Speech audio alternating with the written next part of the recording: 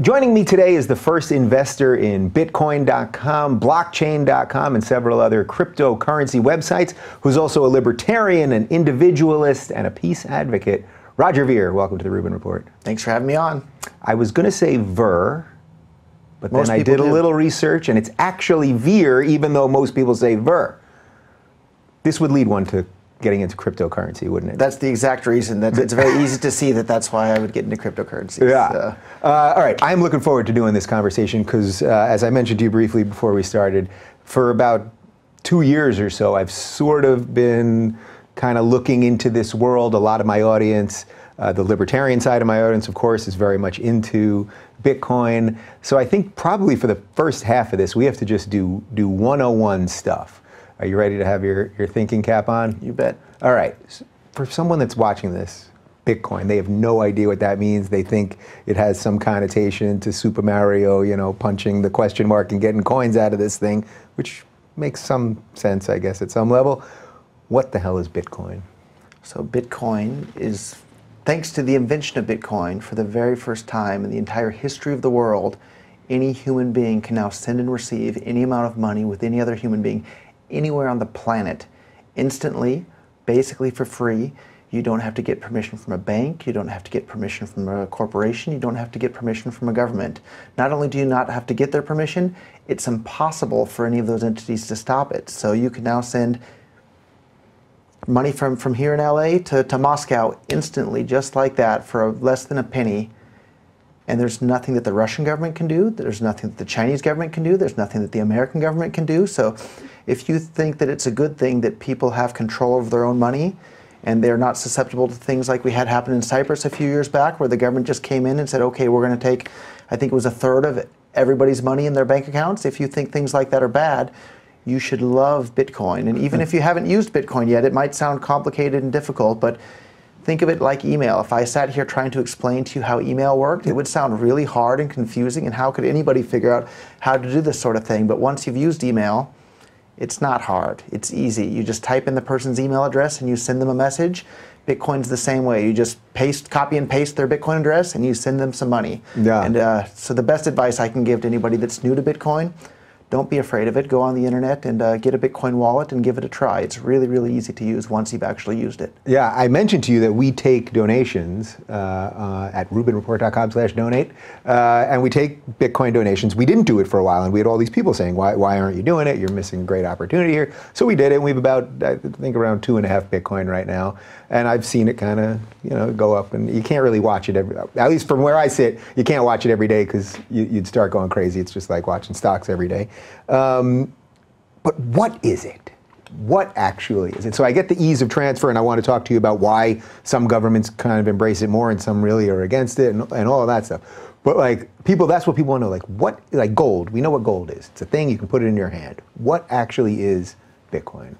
So with traditional monies that people are used to using, like the dollar or the euro or traditional payment networks like PayPal or Visa or MasterCard, all of these things have one ledger that keeps track of, for example, PayPal. They have a ledger at the PayPal world headquarters and maybe a couple of backups.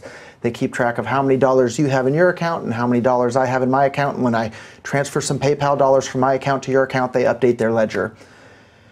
But because they're the ones that are in charge of that ledger and keeping track of that ledger, at any point, they can reverse the transaction I made to you. They can take all the money out of your account. They can take all the money out of my account. The IRS can go to them and say, take the money out of both of our accounts. Anything can happen at any time that's beyond our control, even though we like to think of the money that's in our PayPal account as our money. But in reality, we have to trust PayPal to hold it. Because PayPal has that one ledger, they're at the mercy of, you know, their higher-ups, which are the government people. With Bitcoin, instead of there being one ledger that keeps track of who has how many Bitcoins in what account, there's a copy of this ledger, but it's on everybody's computer around the world that's running a copy of the Bitcoin full node software. And so instead of there being, you know, 1 or 2 or 3 copies, there's more than 100,000 copies of this ledger around the world. And those 100,000 copies of the ledger all stay in sync with one another. And those ledgers are in, you know, every country around the world. So let's say I send some money to you via Bitcoin for something that a government doesn't like. There's no Bitcoin company that they can call. There's no Bitcoin server that they can unplug. All they could do is arrest the two of us, but that doesn't stop the Bitcoin network as a whole. It keeps right on going. So the real powerful invention of Bitcoin is this ledger that's not on any one computer. The ledger is distributed across the entire planet, so there's no single place that anybody could go to stop or modify it or unplug it or turn it off. And so for me, that's what's so exciting about Bitcoin, is the only way to stop it would be to turn off the entire internet in the entire world and keep it turned off. And in 2017, I don't think that's a very likely proposition. I suspect there's some bad guys. There's got to be an evil guy somewhere twirling his mustache going, we can shut off the entire internet, right? Maybe, but hopefully not, and hopefully we can build even more technologies to prevent bad people from turning off the whole world's internet. And we saw what happened when they tried in Turkey previously. They turned off the internet just within the country, and people were instantly rioting in the streets, and it led to an entire revolution in that country. And I suspect that would happen in a lot of countries around the world if they tried to turn off the internet completely.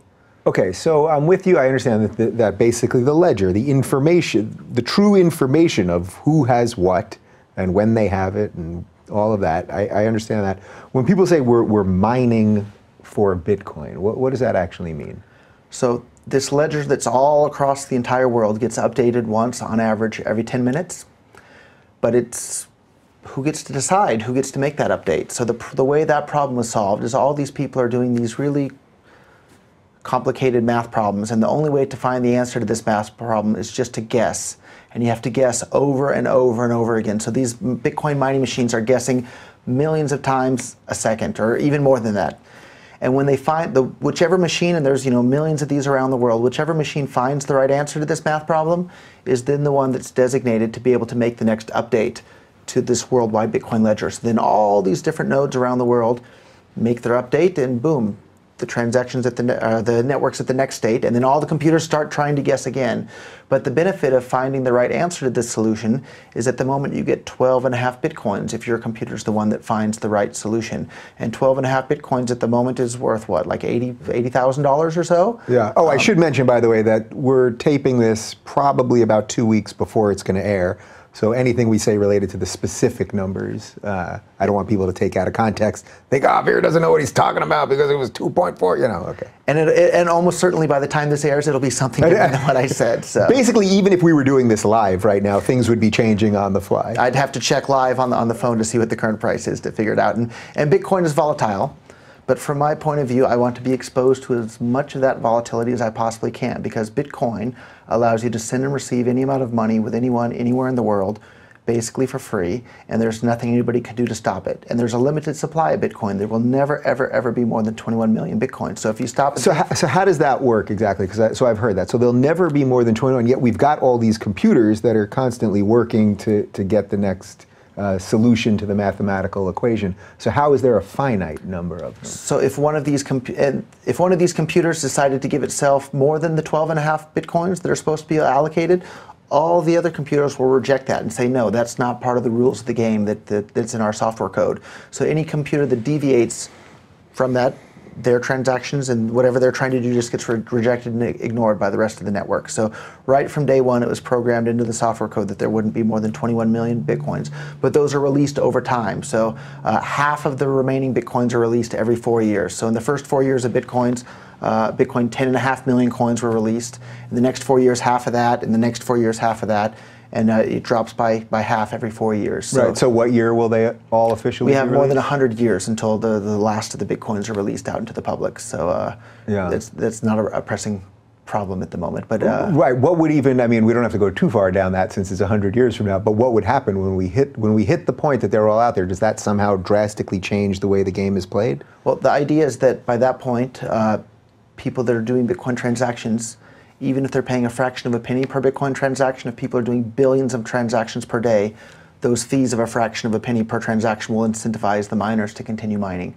And we have 100 and something years to find out. To figure that out. Yeah, I suspect there will be some other issues. Yeah, there's more pressing problems than that one at the moment, sure. Right, okay, so so it sounds to me that it's incredibly secure, right? Can you just talk a little bit more about the general security? Yeah, so the Bitcoin network, all these computers around the world that are doing mining, a more accurate description of what they're doing is actually they're securing the Bitcoin network. So the more computers that are mining, the more secure the Bitcoin network is. And The Bitcoin network is somewhere on the order of several thousand times more powerful now than the world's top 500 supercomputers combined. So it's absolutely an incredible feat of engineering. Yeah, wait, so how do you get that kind of computing power? Like, are there just, I assume there's farms of servers, just, like it's just someone that invested in a farm, right? I mean, is that how it works? And initially it was just people at home in their bedroom because, you know, if you found a block, you would get $1. And so it wasn't that exciting. But now today, when you find a block on the blockchain, you get, you know, $80,000 plus dollars. So now it's big business. So people have big, giant warehouses filled with tens of millions of dollars of this mining equipment, using, you know, tens of megawatts of power per location, and it's a big business at this point. And you can still do it at home. One of the most important factors, though, is the cost of electricity. So the cheaper your electricity is, the more profitable your Bitcoin mining can be. So I assume there's some Bitcoin people that probably want to go into solar and move to Nevada or something. Yep, and then there's people going around looking at buying power plants and buying hydroelectric dams and all sorts of stuff. It's really become a worldwide major industry at this point. Yeah, I mentioned to you at the beginning, we're going to have to do some definitions here. So blockchain, what is blockchain? So blockchain is just a fancy name for this worldwide ledger that's kept on everybody's computer that's running this copy of the software. And the ledger stays in sync with every other copy. So that's basically what a blockchain is. And the reason it's called a blockchain is that ledger, it's not updated all the time, it's updated in steps. And each step or update is a block of new information that's attached, and they're all chained together mathematically. So they're all in order. So if a new block gets added to the end of the blockchain on average once every 10 minutes. And now the blockchain is, I don't know, coming up on 500,000 blocks long. And it's been going on for, I don't know, 9 years now, something like that. Yeah. So, what are most people actually using Bitcoin for right now? Like, are they using it mostly just to transfer money from person to person? Or I noticed actually just 2 days ago, I bought something on overstock.com, and it was the first time that I ever saw on an e-commerce site that I could have paid in Bitcoin. I had actually never seen that before. But what are most people using Bitcoin for? I think it depends. That's kind of like asking, what do most people use money for? And fair enough. In my book, Bitcoin is money. So people use money in different ways. Some people save with it, some people spend it, some people gamble on the internet with it, some people buy drugs with it, some people do whatever it is they want with it. But in my point of view, each person owns their own money, and they should be free to do whatever they want with it, so long as they're not initiating force or fraud against other people. And yeah, but I'm curious, do you know what any of the trends are? Like, are people really at the moment just getting into Bitcoin so they can save it, hoping that, you know, treating it more as a stock than actual cash, or are they, and we can also talk about a little bit about the split with Bitcoin Cash too. That's probably a good segue to that. But do you have any sense of what the actual habits are? Yeah, so I think that's a great segue into that. So when I first got involved in Bitcoin, I was the first person in the entire world to start investing in Bitcoin startups. So my first step. Well, let's pause there for a second. So this is 2011, right? Right. February 2011, Bitcoins are less than $1 each. Okay, and what possessed you to get involved? Like, what did you see that you were like, all right, this is going to be something? So I grew up in Silicon Valley, been playing with computers since I was a little kid, loved computers all the time. And my hobby was studying economics. And just kind of by chance, I came across one economics book in junior high when my mother told me I couldn't play any more Nintendo. I had to go and do something else. So I picked up a book off the bookshelf, and just by luck, it was a book called Socialism by Ludwig von Mises. And some people may know who that is and what that book is, and most people I expect won't. And when I picked up that book, I thought it was a pro-socialism book. And I didn't really even know what socialism was. But I kind of knew that Americans were supposed to be opposed to socialism, but I thought, you know, I should have an open mind. I should at least hear what the other side of this point of view has to say. And it turned out that I think it was the Wall Street Journal referred to Ludwig von Mises's book, Socialism, as Ludwig von Mises's devastating critique of socialism. And in this book, he kind of points out that prices are incredibly important. And without the pricing mechanism, you don't know what raw resources should be used to produce what consumer goods. So this, you know, my glass of water here is made of glass that I don't even know how they make the glass, but I guess some sand and they melt it down or something like that. But without the prices... We got it from Target, for the record, so we spare no expense around here, you know what I'm saying? Right, and with the prices that go into the sand and then the factory and this and that, they know that maybe they should make glasses out of sand rather than glasses out of gold or glasses out of copper, or take your pick. And so all the prices all over the world allocate all of these resources and all of these companies and all of these factories and people and individuals all the way to the time when you get to Target and you look at the different glasses there and you think, this one's glass, this one's plastic, this one suits my need better than this one, and this one costs this much. And it allocates the resources of the entire world. And without a pricing mechanism, you have no idea what raw resources should be used to create what consumer goods. And reading this book, I was like, wow.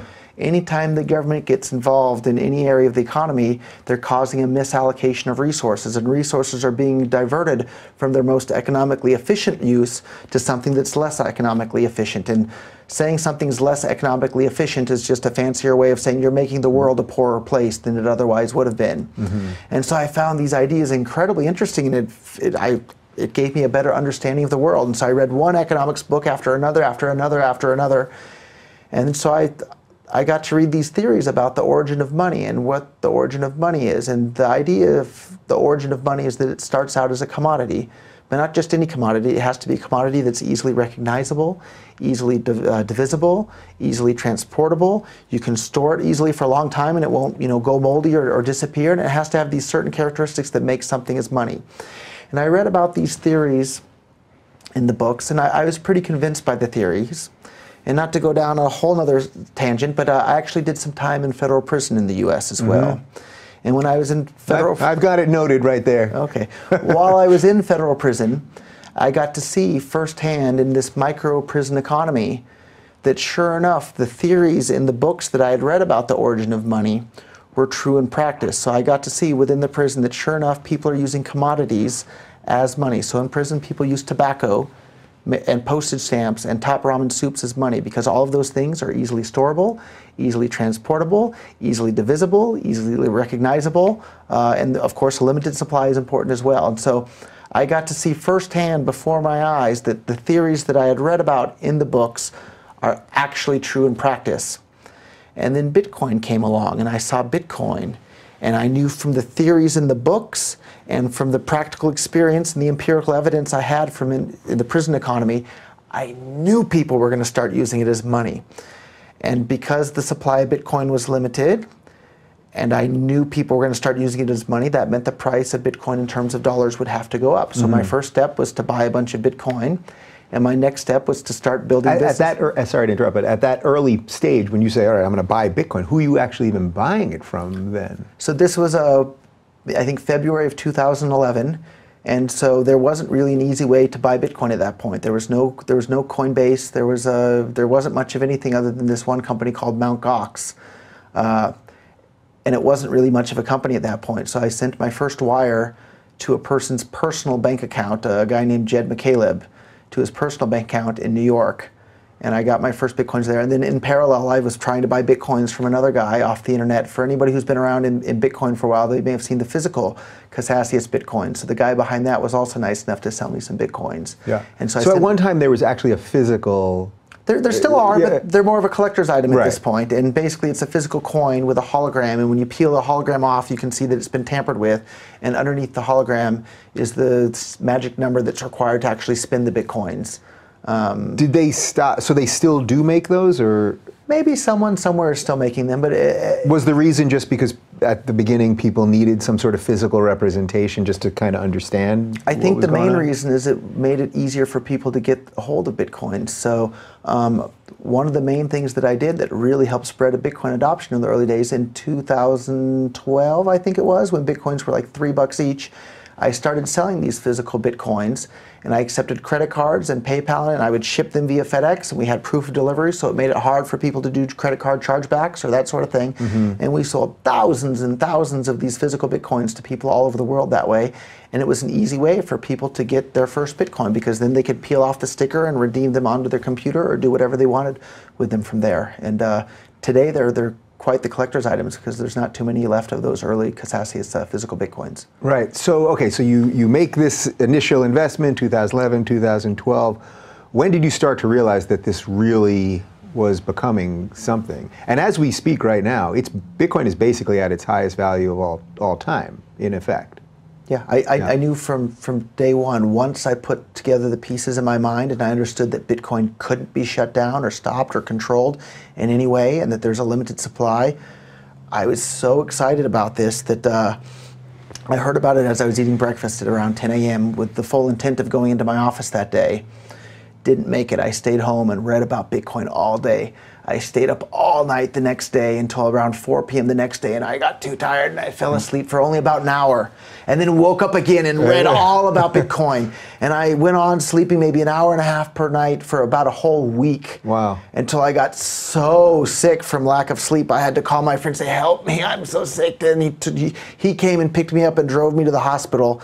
And they gave me some sort of a sedative or something, and I passed out asleep for maybe 12 or 16 hours. Jesus. But then woke up again, and it was all Bitcoin. And here we are about 7 years later, and it's been all Bitcoin all day, every day for 7 years now, because this is literally, it's one of the most important inventions in the entire history of humankind, right up there on par with the importance of the invention of the wheel or the electricity or the transistor. That's how big of a deal the invention of Bitcoin is. So I want to get into that and how it can sort of, why you really believe this can change the way we deal with borders and societies and nations and wars and all of this. But let's just circle back quickly to the split, this Bitcoin Cash, Bitcoin split.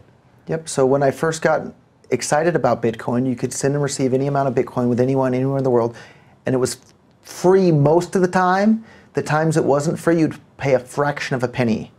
And that led Bitcoin from being, worth almost nothing to this worldwide phenomenon that it is today. But much more recently, within the last year or two, a bunch of people that don't have any background in economics or in business seem to think that people will use Bitcoin solely as a store of value, even if it costs tens or hundreds or thousands of dollars to send Bitcoin from one person to another. And so they've intentionally undermined Bitcoin's usefulness in commerce. So Bitcoin on August 1st split into two versions of Bitcoin. There's now Bitcoin Segwit and Bitcoin Cash. The Bitcoin Cash version of Bitcoin still has fees of less than a penny. You can send and receive them with anyone, anywhere in the world, just like that. Bitcoin Segwit, now the average fee is about $10. I did a Bitcoin transaction on the way here. In fact, I was sending my Bitcoin Segwit Bitcoins to a Bitcoin exchange to buy more Bitcoin Cash Bitcoins. The fee for me to send those Bitcoins from my computer to the Bitcoin exchange was $100. And so if you ask yourself, you have two versions of Bitcoin. One is slow, expensive, and unreliable, Bitcoin Segwit. And you have another version of Bitcoin that's super fast, reliable, and cheap. It's not a tough decision. And that's Bitcoin Cash. It's not a tough decision as to which one people are going to start using in commerce. But right, so I might be a little confused here. So when I'm telling you that I have 2.5 Bitcoin, when you say Bitcoin Segwit, that's the original, so to speak, right? Well, so that's debatable as well. So depending on when you received those 2.5 Bitcoins, it was probably from a bunch of people over time. However many Bitcoins you had on August 1st of this year, you now have that many Bitcoin Cash as well. So let's say you had 2 Bitcoins exactly on August 1st, you now have 2 Bitcoins and 2 Bitcoin Cash. Although I believe you said that you were holding your Bitcoins on Coinbase. I did. And as we were talking about before the show, Coinbase is a fantastic company, but it's not a Bitcoin wallet.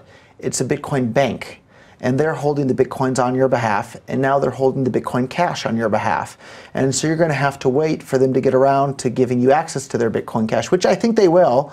But if you were using a Bitcoin wallet in which you're holding the Bitcoins yourself on your own device, you would have access to your Bitcoin Cash right there from day one. So what do you mean I don't have access to it? If I was to right now log in and I got to do all that stuff on my phone and all the password craziness and all that, I'm very happy that you have to do all those things, obviously. What do you mean I don't have access to it? You only have access to the Bitcoin Segwit version of Bitcoin on Coinbase today. They've promised to give everybody access to their Bitcoin Cash at some point, and hopefully they'll do that sooner rather than later. But August 1st was a couple of months ago now, and they still haven't gotten around to doing it. And I'm confident that they will. But it's nice to have access to your money now and not have to wait around for somebody else to do it. And that's why it's very important. And I always tell people, use a Bitcoin wallet, not a Bitcoin bank. So why wouldn't everyone want Bitcoin Cash, though, unless I'm missing some? I think everyone is going to want Bitcoin Cash. So then what? What's the logic? Yeah, what's the piece that I'm missing here? The reason everyone's not using it yet is that this Bitcoin Segwit version of Bitcoin managed to bring along all of the existing infrastructure in Bitcoin that's been around for 9 years now, 8 years now. Bitcoin Cash has only been around a couple of months since August 1st, and the fact that Bitcoin Cash is now supported on the Bitcoin.com wallet. It's supported in the blockchain.info wallet. Coinbase has publicly said they're going to support it. It's supported in the BitPay wallet. It's getting more and more support from wallets and merchant processors and exchanges.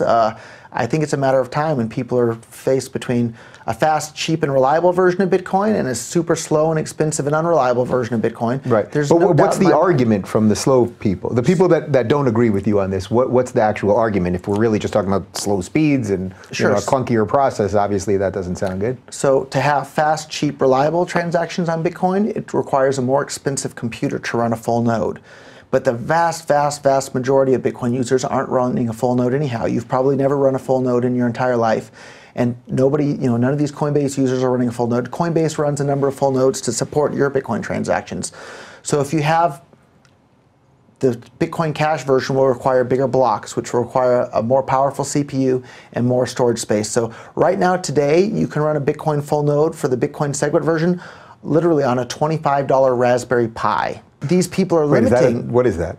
Not a Raspberry Pi is a $25 computer. Yeah, okay. And that's the name of the computer. Oh, there's an actual computer. Wait, we called run this thing Raspberry on Pi. Pies now, but wait, there's a computer called the Raspberry Pi. Yeah, spelled PI, like the number. Got it. So, you see, there's a lot of learn terms something here. every Next thing day. you know, we're running this thing on cakes. Okay. So you can run the Bitcoin SegWit version of Bitcoin on a $25 computer. Bitcoin Cash today can still run on a $25 computer.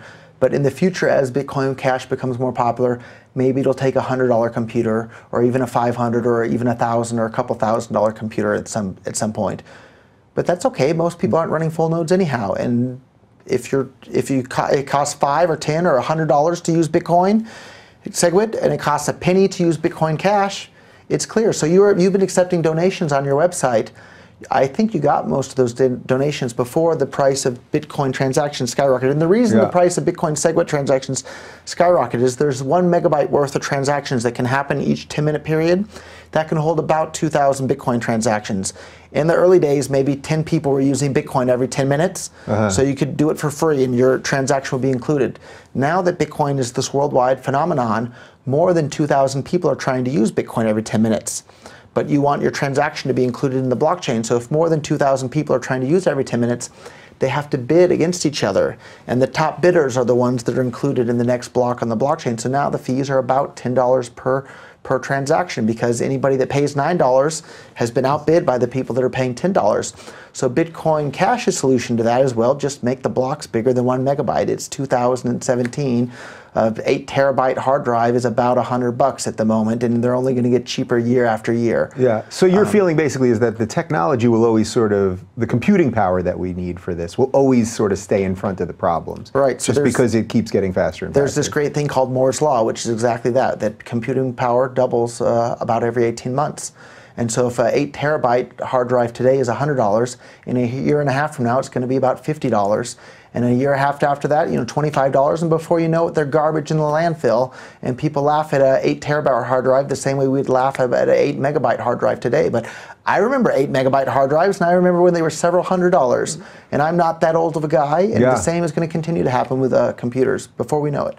You mentioned Nintendo before. I remember when the first, I think it was 4 megabyte game came out on Sega Genesis. It was a big deal. And I remember, and people were going completely bananas about it. That is many lifetimes ago.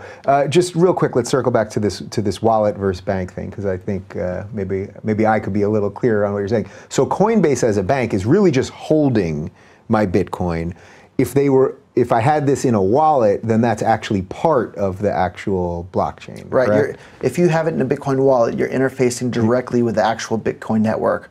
Whereas when you use a Bitcoin bank like Coinbase, you're interfacing with Coinbase and you're saying, please broadcast my transaction to the Bitcoin network. And most of the time they do. But like your Bitcoin Cash at the moment, you don't have access to it. And I would actually recommend that on your website you should put a Bitcoin Cash address up there.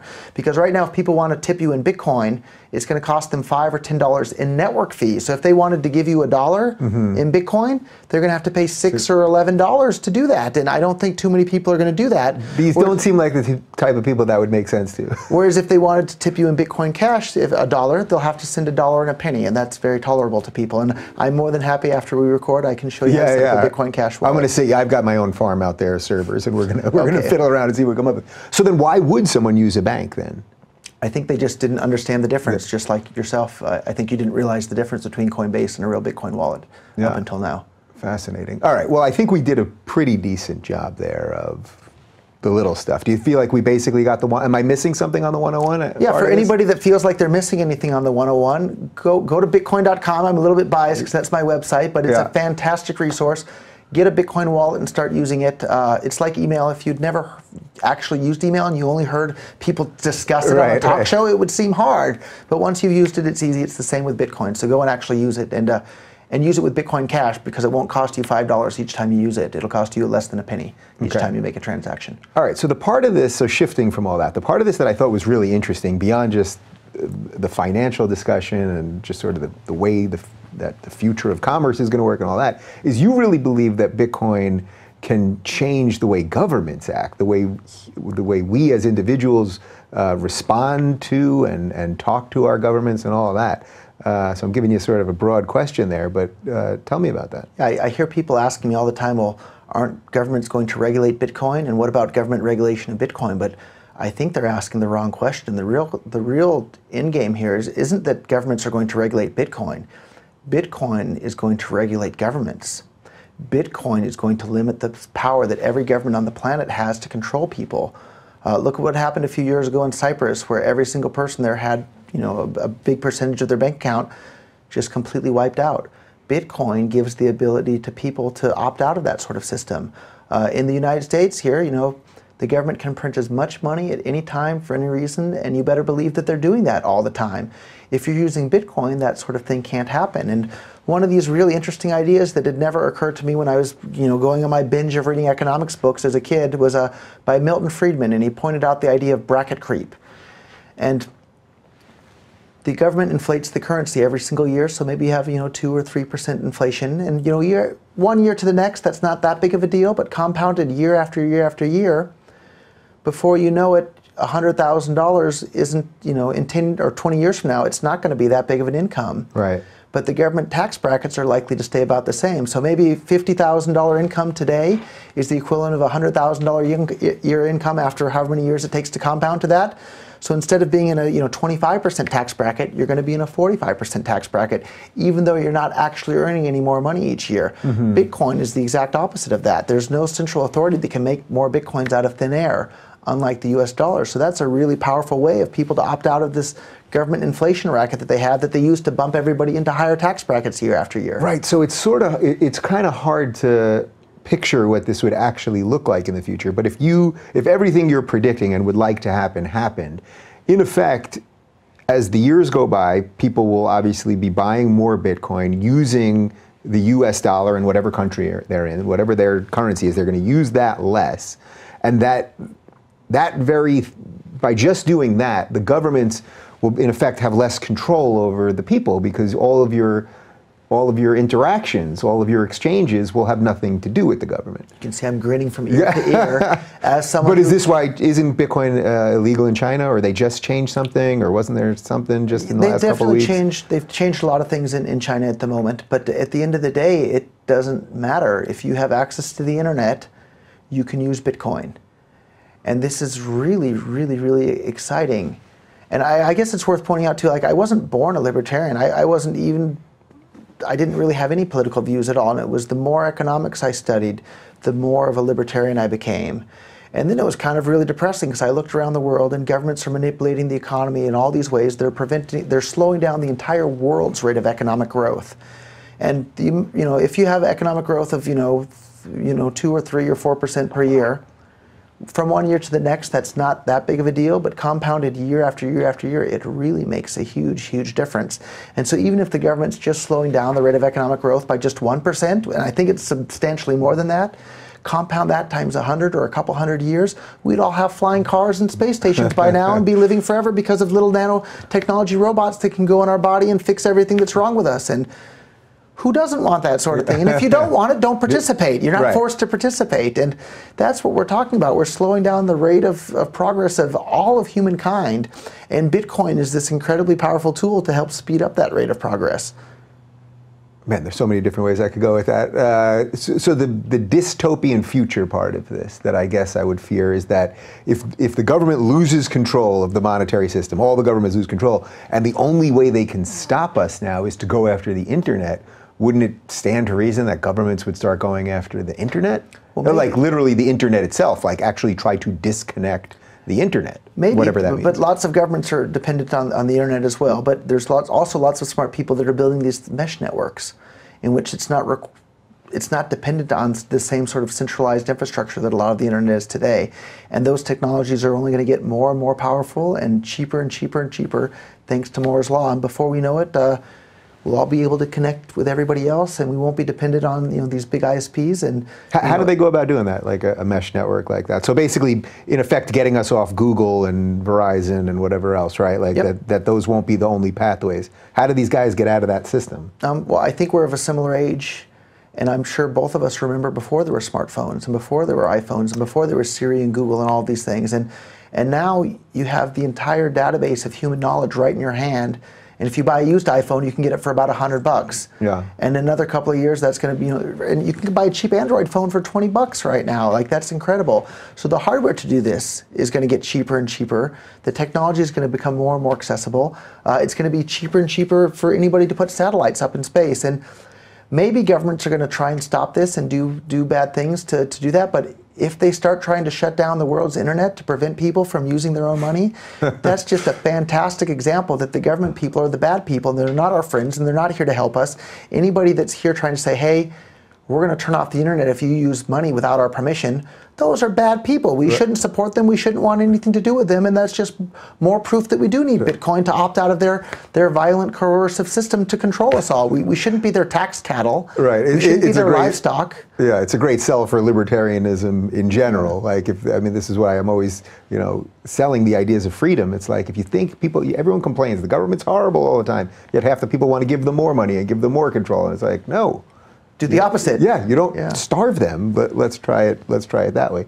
So I think I'm following all the logic here. So when you talk about why this would basically stop wars do you mean because of economic reasons, or because basically we wouldn't be giving the economic reasons, meaning countries wouldn't have an economic incentive to fight, but also that the people wouldn't be giving them enough money to fight in the first place? Is that? So there's a couple of reasons, and since we have quite the big audience, I've never talked about one of them publicly.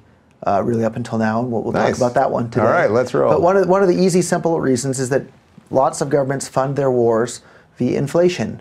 They just print money, and they use that money to buy guns and bombs and tanks, and they use it to murder people all over the world. And war is just a euphemism for murder. You're killing. Sometimes some bad people get killed, but for the most part, innocent civilians are getting killed all over the world. And let's say somebody came in here and stole my wallet and ran off down the street. If I started chasing them down the street and shooting guns, and I shot a dozen innocent people that didn't steal my wallet, and I said, oh, it's okay because I was trying to get the bad guy who stole my wallet, I would go to jail for being a murderer for killing all those innocent people. So let's take for granted, let's say Saddam Hussein was a really bad guy who deserved to be killed. They murdered more than 500,000 Iraqi children to do it, right? That's murder. You're killing kids. Right? It doesn't matter how bad of a guy Saddam Hussein is, you don't go and kill a bunch of kids to get him. And that's exactly what the United States government did. And if any individual did that, trying to catch a common thief, you would go to jail for it. But for whatever reason, people just have amnesia or closed eyes when governments do the exact same thing. If you're murdering innocent people, you're a murderer. And that's what governments do, and they do it primarily through printing money and use that to pay people to go and drop these bombs and guns and tanks. And Bitcoin takes that power away from them, because if the end game is to have Bitcoin replace the dollar, replace the euro, replace the yen. And when I'm saying Bitcoin today, I'm referring to Bitcoin Cash, to be clear. Okay. But replace all those things, and that takes away government's ability to inflate the currency to pay for all these things. And people maybe sometimes they worry, well, what about schools and roads and bridges and hospitals? Well, guess what? People love schools. They love hospitals. They love roads and bridges. Things that people like, people will be more than willing to pay for voluntarily. I'm not interested in paying to drop bombs on people in countries I've never been to and I'm probably never going to go to. And I think 99% of the people out there in the world also aren't interested in doing that. And for the 1% that are interested in doing it, do that with your money. Don't force me to participate. Right. The other really, really interesting way that I've never ever spoken about publicly, up until now, but I think Bitcoin and cryptocurrencies are a big enough part of our society at this point where I'm not really worried about the attacks from governments on them. And initially that was my strategy from day one. I wanted to spread Bitcoin to as many people around the world as quickly as I possibly could so they would become too big and too widespread to be shut down. So if people are using Bitcoin and cryptocurrencies to buy their groceries and their diapers and things like that, how can governments shut it down? But here's an interesting way. But do you think we've hit that threshold yet? But we're getting pretty darn close to that. And at this point, there's, I don't know, 100-something, 200-something governments around the world. If one government wants to shut it down, that probably makes other governments like it even more. Mm-hmm. I would guess maybe there's a bit of that at this moment. China's been cracking down on Bitcoin a bit. I would guess Trump and the U.S. government maybe like Bitcoin a little bit more now that China doesn't like it.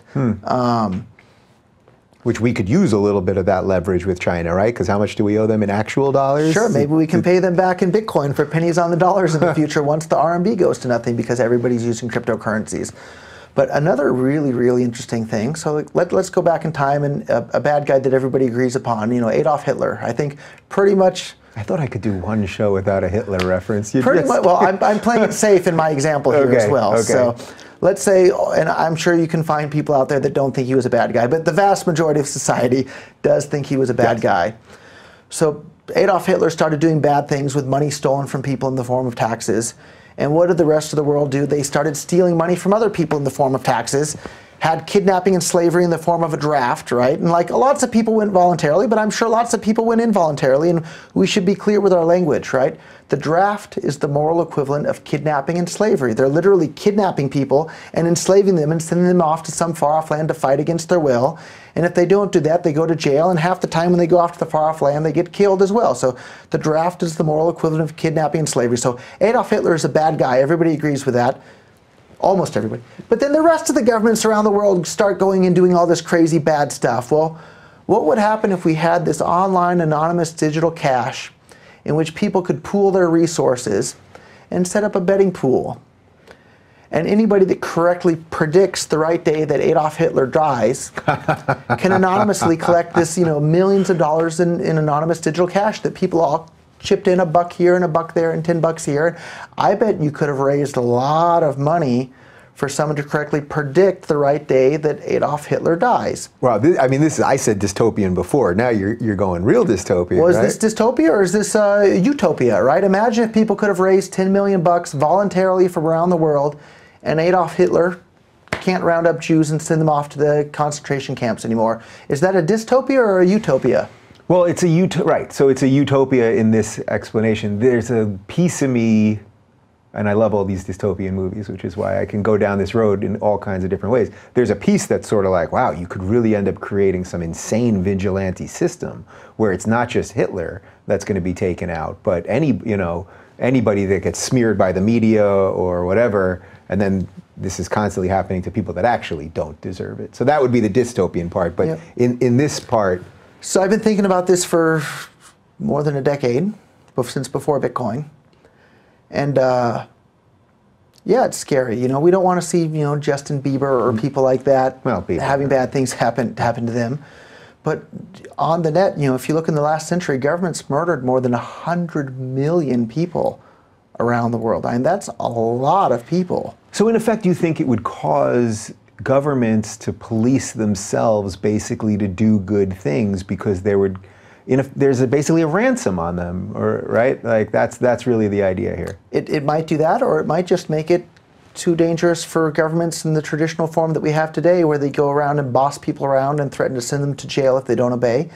Maybe it'll make that sort of thing not possible. And as a voluntarist, I think all human interaction should be on a voluntary basis. Starbucks asks me to buy their coffee. They don't tell me to buy their coffee. If I decide I don't want to buy Starbucks coffee, nothing bad happens to me at all. But if I decide I don't want to pay for Obamacare, if I was a U.S. citizen living in the United States, I would go to jail for not doing it. If I think health insurance through Obamacare is a good idea, I'll pay for it myself. I don't need to be forced at the point of a gun or with the threat of being sent to jail to participate in that sort of thing. And that's what governments are. The very definition of government is a monopoly on the use of force. And they're forcing people to do things against their will. And if you think forcing peaceful people to do things against their will is a bad thing, you should be opposed to the state. And I don't know what the end effect of the invention of cryptocurrencies will be on governments, but I'm sure it will vastly, vastly, vastly limit their power. And that's a great thing for all of humankind. And it liberates the individual, and it speeds up the rate of economic growth for the world. Like, maybe there's some scary things that'll happen, but the benefits far, far, far outweigh the drawbacks. Yeah. I suspect that some people are probably watching this going, wait a minute. This guy is just trying to talk up Bitcoin because he probably owns a lot of Bitcoin, and he'll talk it up, get it going, and then when he feels it's hit its peak or when he wants to cash out, he'll cash out, and then that's that. So there's some truth. I own a lot of Bitcoin, and if Bitcoin Cash becomes really successful all over the world, I'll make a lot of money. I've already made a lot of money, but I've already donated millions to charity. I donated several $100,000 to help Ross Ulbricht get his appeal going and hopefully get out of prison. For those that don't know, Ross Ulbricht is the person that was convicted of creating the Silk Road, which was the first online anonymous marketplace in which people could buy and sell anything that sole purpose wasn't to harm other people. And that guy, for creating a website, now has a double life sentence plus 40 years. He didn't kill a single person.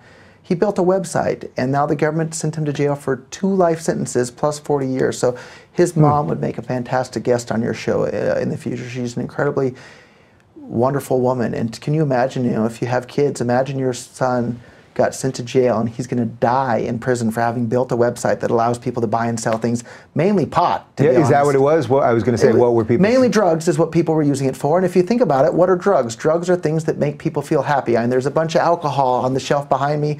Why is that drug okay? Pot's okay in California, but in the neighboring state it's not? Because a bunch of people that you and I have never met got together and wrote down words on a piece of paper and then call those words a law.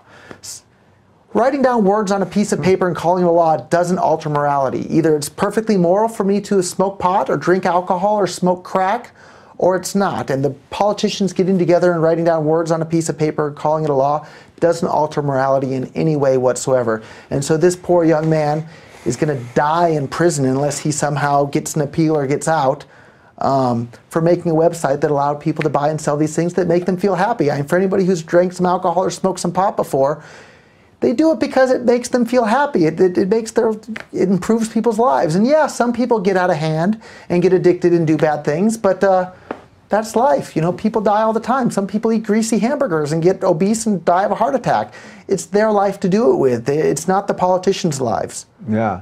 So you mentioned a second ago that you were a citizen of the United States. You actually renounced your citizenship about 5 years ago? 2014, May 4th. I'm sorry, February 4th. It's one of the crowning achievements of my life. My only regret is that I didn't do it sooner. Okay, so you are a citizen of Japan. So I'm not a citizen of Japan either. I'm actually a citizen of a wonderful country in the Caribbean called St. Kitts, which is probably a country nobody's ever heard of because there's only about 45,000 people in the entire country. So wait, first, why did I think it was Japan? Is that just... I've been living in Japan for over a decade. Okay. Japan's my main home base. Japan's a wonderful country. Anybody who hasn't visited there, you are in for a real treat if you go and visit Japan at some point. Yeah, so what caused this decision a couple of years back, and why St. Kitts? Well, when I first got out of federal prison, I felt I had been treated incredibly unfairly by the United States government. For people that are interested in the details, we can talk about it, or RogerVere.com Maybe real quick, we should just hit on that. So why were you in prison? Sure. So the short summary is I read all these economic books and I got really excited about the power of economic freedom to make the world a better place. And so I thought the best way to tell more people about the wonderful benefits of economic freedom was to run for California State Assembly as a libertarian candidate. So in the year 2000, I ran for State Assembly as a libertarian. And I got to have a debate against the Republican and Democratic candidates at San Jose State University. And in that debate, I called the ATF and FBI a bunch of jackbooted thugs and murderers in reference to all the children that they burnt to death in a church in Waco, Texas in, I think, 1994, I believe it was. Yeah, sounds about right. And maybe their parents were religious nuts and really believed in all sorts of magic sky people and Jesus this and Jesus that. Even if their parents are religious nuts, burning to death all the kids doesn't help them. You murdered a bunch of kids. So if you're somebody that goes and burns to death a bunch of kids in a church because their parents are religious nuts, you're not a good person. So I called the ATF and FBI agents a bunch of jackbooted thugs and murderers in reference to what they did in Waco, Texas back then. I still think they're a bunch of jackbooted thugs and murderers for what they did there. And not just that, there's plenty of examples, but it turned out there were some plainclothes ATF agents in the audience. And at that point, I was 20 or 21 years old, somewhere in that ballpark. And I had already had some success in business. And they really didn't like the things that this young man was saying. And so they started looking into me and figuring out, well, how can we prosecute this guy? And so at the time, I was selling computer components on eBay. And I was also selling a product called a Pest Control Report 2000 on eBay, which is basically a firecracker used by farmers to scare birds out of their cornfield. And today that sounds a bit crazy to sell firecrackers on eBay. This was, in 1999 or so. Right. This was back when eBay had a guns and ammo section. You could buy AR-15s and shotguns and ammunition. And they had a fireworks section, and it wasn't a big deal to be selling those sorts of things. So I was selling them on eBay. For those that are familiar with Cabela's Sporting Goods catalog, they were selling the exact same product in their catalog. Anybody could order them. They'd ship them to you in the mail. This was before 9/11, so it wasn't a big deal back then. I wound up being the only person in the entire nation to be prosecuted for selling those without a permit. Even while I was in prison, other companies were still selling the exact same product without a permit. Eventually, the manufacturer and the other resellers were all asked to stop selling them. None of them went to prison. None of them had to pay a fine. None of them had any problem whatsoever. I was the only person in the entire nation to go to prison or have any problem for selling them. So I did 10 months in federal prison, had 3 months of federal probation. The day I was allowed to leave the country, I left the country. I looked into renouncing my citizenship at that time. Unfortunately, it's very expensive to get citizenship somewhere else, and it's extra difficult if you're a felon in the United States to get citizenship somewhere else. So I looked into it at the time. It was a lot of money, a lot of work. Didn't have as much money then, so I decided, I guess it's good enough to just live outside of the U.S.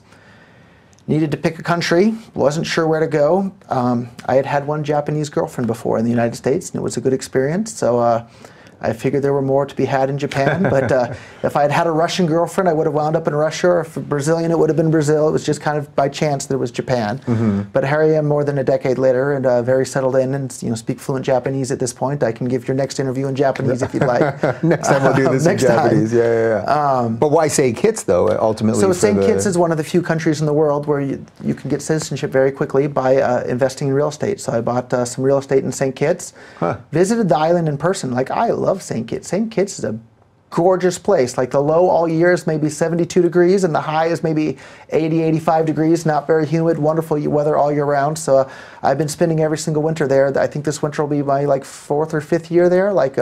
I'm headed there after LA. So it's a great place, and go on if you're looking for a holiday place, go to St. Kitts. I really recommend it. Now you're on the board of tourism there too, apparently. I'm happy to come and say hello. It's a small place in St. Kitts. So. Now I can obviously understand after hearing your story, which I had read about obviously beforehand. I can understand your frustrations, of course, with the government and all sorts of things, and that they singled out one person all that. What was it like, actually, that moment when I assume you have to sign a couple documents, and what do? You slap a guy high five at the end, or what was that actual moment like? That's a great story too. So I had to go to the U.S. Embassy in Barbados, and I can't remember the name of the clerk there, but if he happens to see the interview, thank you for being such a good sport and having a good sense of humor with all this. So I went up to and you have to have an interview in order to renounce your citizenship. And one thing that really surprised me, and I didn't know this, is you're not telling them that you want to stop being an American. You're asking for their permission to stop being an American.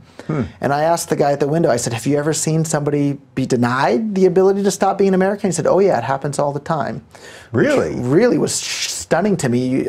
I would have thought that if you don't want to be an American anymore, it should be up to you. But no, our masters in Washington, D.C. decide if they're going to allow you to stop being an American. But this clerk at the window, when I came up and I gave my bundle of paperwork, there was a fee. The fee's even higher now. Now the fee's $2,000 something. When I renounced, I think it was $440.